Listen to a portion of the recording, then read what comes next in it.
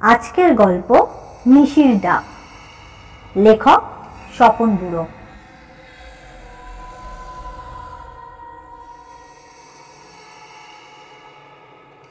ঝন্টা যখন একেবারে কোলের ছেলে তখন তার মায়ের শক্ত অসুখ করে।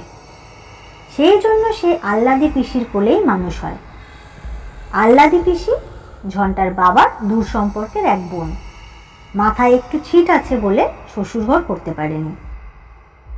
আবার কারণে বা অকারণে এলোমেলো আল্লাদির মতো কথা বলে বলেই তার নাম হয়েছে আল্লাদি। বাড়ির ছেলে মেয়েদের সে তাই আল্লাদি পিসি। মায়ের অসুখ থেকে সেই যে ঝন্টাকে সে কোলে তুলে নিল, তারপরেই ছেলেটা এমন ন্যাওটা হয়ে গেল যে মায়ের অসুখ ভালো হলেও আল্লাদি পিসি আর ওকে কোল থেকে নামাতে চায়নি। ঝন্টাও আল্লাদি পিসি বলতে একেবারে অজ্ঞান। আল্লাদি পিসি স্নান করিয়ে দেবে, আল্লাদি পিসি না হলে ঝন্টার এক মুহূর্তও চলে না। ঝন্টার মাও সাত ঝামেলায় দিবারাত্রি জড়িয়ে থাকেন, তাই আল্লাদি পিসির কোলে ছেলে দিয়ে তারও সকল রকমের নিশ্চিন্তি।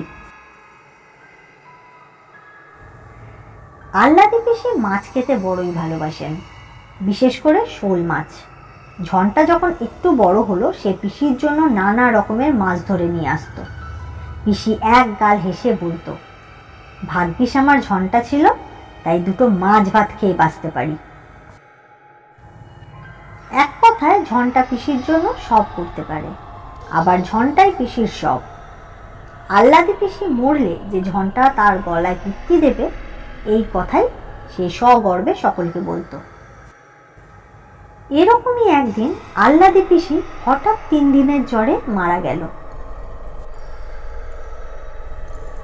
দিব্যি শক্ত সামর্থ্য আল্লাদি পিসি, দেহে রোগ বালাই নেই, অমন ভাবে যে হঠাৎ মারা যাবে তা বাড়ির কেউই ধারণা করতে পারেনি। দুর্দান্ত দস্যি ছেলে ঝন্টা। আল্লাদি পিসির মৃত্যুর পর কে যেন তার মুখে বোবাকাটি ছুঁয়ে দিয়েছে। কারোর সঙ্গে কথা কয় না, খায় না, উদাস চোখে এদিকে ওদিকে তাকিয়ে থাকে। ছেলে যেন দিন দিন শুকিয়ে যেতে লাগলো।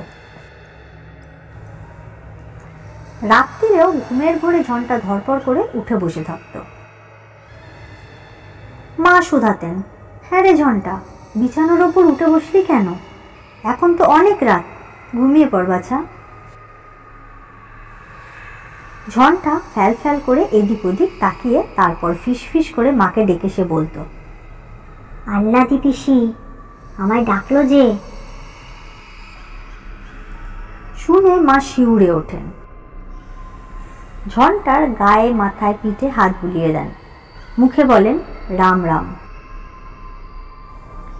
পাড়ার 5 জন বউ ঝি বলে, ঝন্টার মা ওর দিকে বেশ কড়া নজর রেখো, পোড়ামুখী আল্লাদি কিন্তু এখনো মরেনি, তাই বুঝি এখনো আশেপাশে ঘুরঘুর করছে। ঝন্টাদের বাড়ির নিচে পুকুর পাড়ে একটা শেওড়া গাছ আছে। গায়ের লোকেরা হাট থেকে সওদা করে ফেরবার মুখে ওই শেওড়া গাছের ডালে কাকে যেন বসে থাকতে দেখেছে। বৃন্দাবন গাঙ্গুলি একদিন নাকি একেবারে সামনাসামনি পড়ে গেছিলেন। বললেন, ভাগ্যিস আমি বুদ্ধি করে পৈতেটা হাতে জড়িয়ে ধরে গায়ত্রী মন্ত্র জপ করতে শুরু করলাম, নইলে ঝন্টাদের পুকুরের পাড়ে আমার ঘাড় মুখে রাখত। এইভাবে সারা গায়ে একটা চাপা ফিসফিস আলোচনা।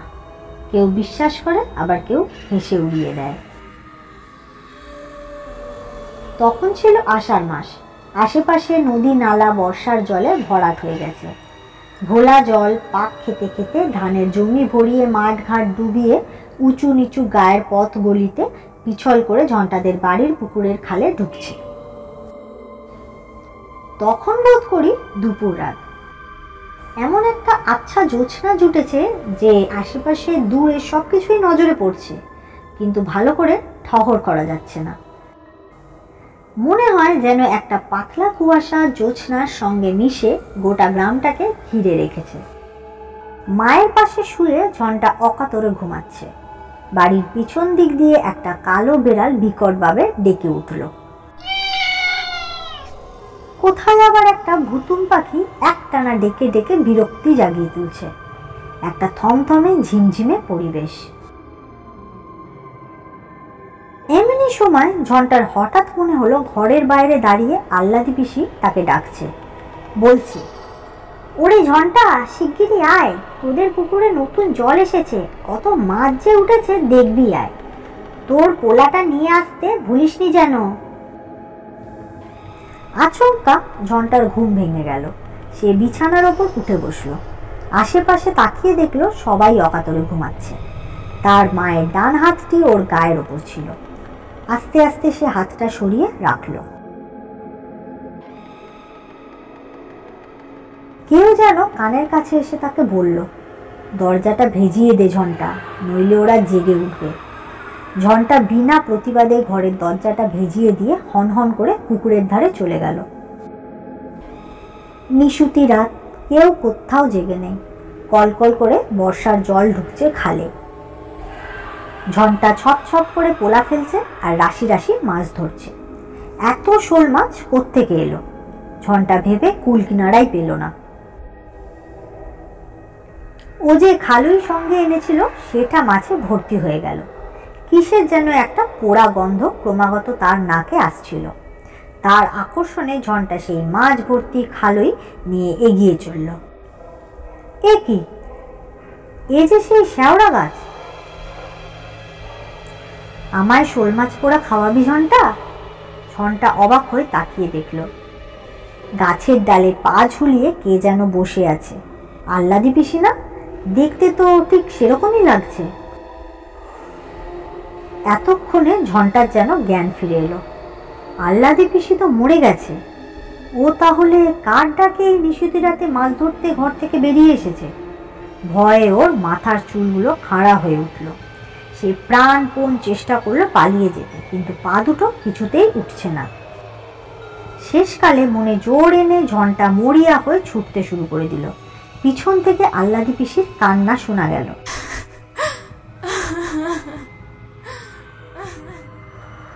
ওরে ঝন্টা, শোল মাছগুলো আমায় দিয়ে যা, আমি আর কিছুই চাই না।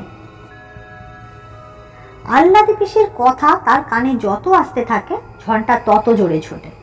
হঠাৎ সে দেখলো একটা বিরাট লম্বা শেওড়া গাছের ডাল ওদিক থেকে এসে তার হাতের মাছের খালুই ছিনিয়ে নিয়ে গেল। একটা আর্তনাদ করে ঝন্টা সেইখানে জ্ঞান হারালো। তার চিৎকার শুনে বাড়ি থেকে লোকজন এসে যেন পৌঁছালো সেখানে। ওর মুখ দিয়ে তখন গ্যাজলা বেরাচ্ছে। অবশেষে 3 দিন পর ঝন্টা জ্ঞান ফিরল, কিন্তু কি হয়েছিল কোনো কথাই সে মনে করতে পারল না। শুধু বোকার মতো ড্যাব ড্যাব করে চারিদিকে চেয়েছিল। গায়ের সবাই বলল, দেখো ঝন্টার মা, এখন থেকে ঝন্টাকে একেবারে চোখে চোখে রাখতে হবে। পেতনিরা ওরকম করে নিশির ডাকে ভুলিয়ে জলের ধারে ঘাড় মোটকে রাখে। শুনে ঝন্টার মার বুকের রক্ত শুকিয়ে যায়। সারা রাত ঘরে ছেলের শিয়রে সে জেগে থাকে। ঘন ঘন দীর্ঘ নিঃশ্বাস পড়তে থাকে। ভাবে, আমার শান্তির সংসারে এ কি হলো? কি কুক্ষণে পরের মেয়েকে ঘরে ঠাঁই দিয়েছিলাম। এদিকে হঠাৎ বাড়ির লোকের লক্ষ্য করলো যে কেমন যেন পাগলা চোখ দিয়ে তাকিয়ে রয়েছে ঝন্টা। হঠাৎ সে বলে বসল, আমি পোড়া শোল মাছ খাবো। অমনি সঙ্গে সঙ্গে কোত্থেকে একটা পোড়া শোল মাছ ঘরের মাঝখানে এসে পড়ল। ভয় আটকে উঠল সবাই। ক্রমে ব্যাপারটা সহজ হয়ে এলো। দেখা গেল যে ঝন্টা যখন যা চায় কে যেন সঙ্গে সঙ্গে তাই এনে হাজির করে তার সামনে। সেদিন দুপুরে গরমে আইঢাই করতে করতে ক্ষীণ কণ্ঠে ঝন্টা বলল, মা, এক গ্লাস ঠান্ডা জল দাও না। মুখের কথা খুঁজতে যতটুকু সময়, দেখা গেল সুন্দর একটা গ্লাসে টলটল করছে পরিষ্কার জল। ঝন্টা সেই জল খেতে যাচ্ছিল, কিন্তু ওর মা হাত দিয়ে সবটুকু মেঝেতে ফেলে দিয়ে বললেন, ওই জল খাস না ঝন্টা, ওসব পেতনিতে জোগাচ্ছে। সন্ধ্যার পর পাড়ার মেয়েরা দল বেঁধে আসতো ঝন্টাকে দেখতে। কথায় কথায় গাঙ্গুলি গিন্নি বললেন, আমার জর্দা ফুরিয়ে গেছে, কাশির জর্দা না হলে আমার আবার মুখে রোচে না। আপন মনে ঝন্টা বলল, তুমি জর্দা খাবে ঠান্ডি? সঙ্গে সঙ্গে ঠন করে মেঝেতে পড়ল একটা কৌটো। গাঙ্গুলি গিন্নি অবাক হয়ে বললেন, এই তো কাশির জর্দা, একেবারে নতুন কৌটো, কোত্থেকে এলো ঝন্টার মা? আর যারা আশেপাশে ছিল ব্যাপারটা জানতো, তারা সবটাই তাকে খুলে বলল। জর্দার কৌটোটা গাঙ্গুলি গিন্নির হাতে তুলে দিতে যাচ্ছিলেন, কিন্তু যেই আহ্লাদি পেতনির কথা শুনলেন অমনি রাম রাম করতে করতে একেবারে নিজের বাড়ির দিকে পা চালালেন। যতদিন ব্যাপারটা তামাশা থাকে ততদিনই লোকে ভিড় জমায়, কৌতূহলী হয়ে বসে থাকে পেতনির কাণ্ড দেখার জন্য। কিন্তু কত রাত্রির লোকে এইভাবে না ঘুমিয়ে জেগে থাকতে পারে? কাজেই আস্তে আস্তে ভিড় পাতলা হতে লাগলো। গম গম বাড়ি আবার মানুষ শূন্য থমথমে হয়ে এলো। কিসের যেন দুঃস্বপ্ন দেখে মাঝরাত্রিরে ঝন্টার মায়ের ঘুম ভেঙে গেল। মা ছেলেকে বুকের কাছে প্রাণপণে টেনে নিল। বাঁশঝাড়ের পেছন দিকে যেখানে এক টানা ঝিঝি ডেকে চলছে, সেখানে কার যেন কান্নার রেশ শুনতে পাওয়া যাচ্ছে। মা চমকে উঠে বসলেন, ছেলের মাথায় হাত রেখে সারা রাত ধরে দুর্গার নাম জপ করতে থাকলেন। কেবলই তার মনে হতে থাকে তার কোলের ছেলেকে কে যেন ছিনিয়ে নিতে আসছে। সেদিন সন্ধ্যা থেকে একটানা ঝিরঝির করে বৃষ্টি হয়েই যাচ্ছে।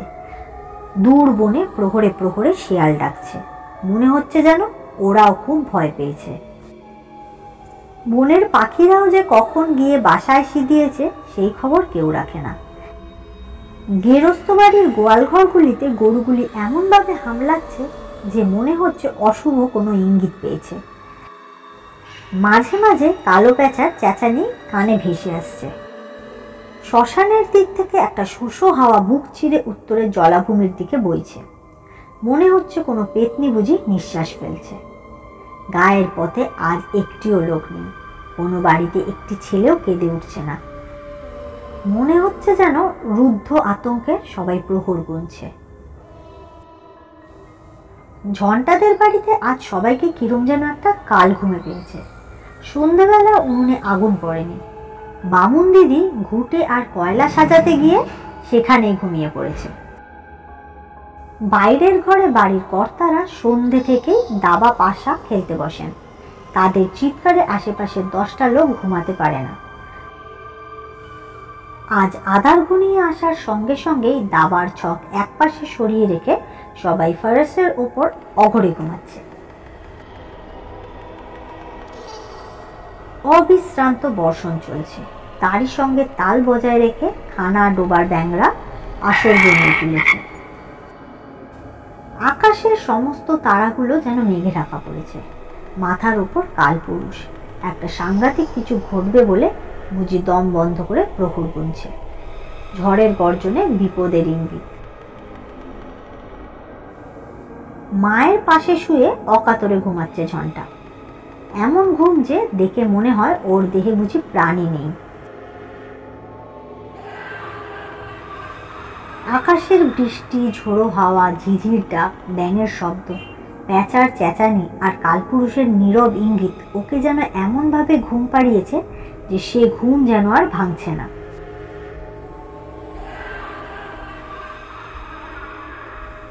কিন্তু হঠাৎ বেড়ার পাশে কার ফিসফিসানি কথা শোনা গেল। ঝন্টা, উঠে আয়, জলের ধারে আজ মাছ থই থই করছে। ঝন্টা এক মুহূর্তে সচকিত হয়ে ওঠে, আবার সেই ফিসফিসানি আহ্বান ভেসে এলো। উদাস দৃষ্টিতে ঝন্টা উঠে বসলো। কার ডাক? কোথায় যেতে হবে? কিছু জানে না, তবু সে উঠে দাঁড়ালো পাগলের মতো। আবার সেই বাঁশবনের কানাকানির মতো কার যেন একটা আহ্বান। আজ আর পোলা নিস নে ঝন্টা, খাপলা জালটা হাতে নিয়ে তাড়াতাড়ি আমার সঙ্গে বেরিয়ে আয়। এইটাকে সাড়া না দিয়ে কোনো উপায় খুঁজে পেল না ঝন্টা।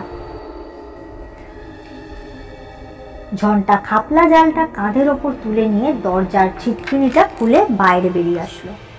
সঙ্গে সঙ্গে কানে তালা লাগানো মেঘের গর্জন।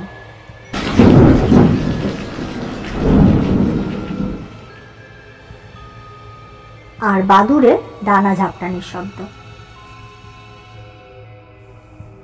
কিন্তু মেঘের ডাকেও কারো ঘুম ভাঙল না। ছায়ামূর্তির হাতছানিতে ঝন্টা জলের দিকে এগিয়ে গেল। পথে অন্ধকার এত জমাট বেঁধে আসছে, তবু ওর পথ চলতে কোনোই অসুবিধা হচ্ছে না। ওই যে ওইখানে কত মাছ কই মারছে, তুই দেখতে পাচ্ছিস না ঝন্টা? আরো এগিয়ে যা ঝন্টা, ছুঁড়ে দে খাপলা জালটা। অশরীরীর নির্দেশ শুনে ঝন্টা একেবারে জলের মধ্যে পা চালিয়ে দিল।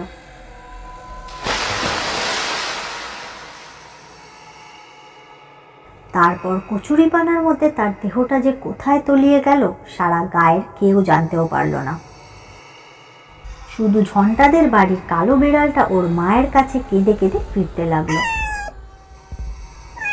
কিন্তু মায়ের আর কাল ঘুম ভাঙল না। পরদিন জেলেরা যখন ঝন্টার মৃতদেহ জল থেকে তুলে আনলো, সারা গায়ের মানুষ একেবারে হুমড়ি খেয়ে পড়ল। গায়ের একজন বর্ষীয়সী মহিলা কপাল চাপড়ে বলল, আহ্লাদি পোড়ামুখী পেতনি হয়ে ওকে ভুলতে পারলো না, তাই তো রাহু হয়ে ঝন্টাকে কোলে টেনে নিল। বহু বছর এখন কেটে গেছে, এখনো গায়ের লোকেরা একটু বেশি রাত্রিরে জলার ধার দিয়ে যেতে ভয় পায়। মনে হয় কে যেন ওখানে কেঁদে কেঁদে এলো চুল উড়িয়ে বুক চাপড়িয়ে ছোটাছুটি করছে।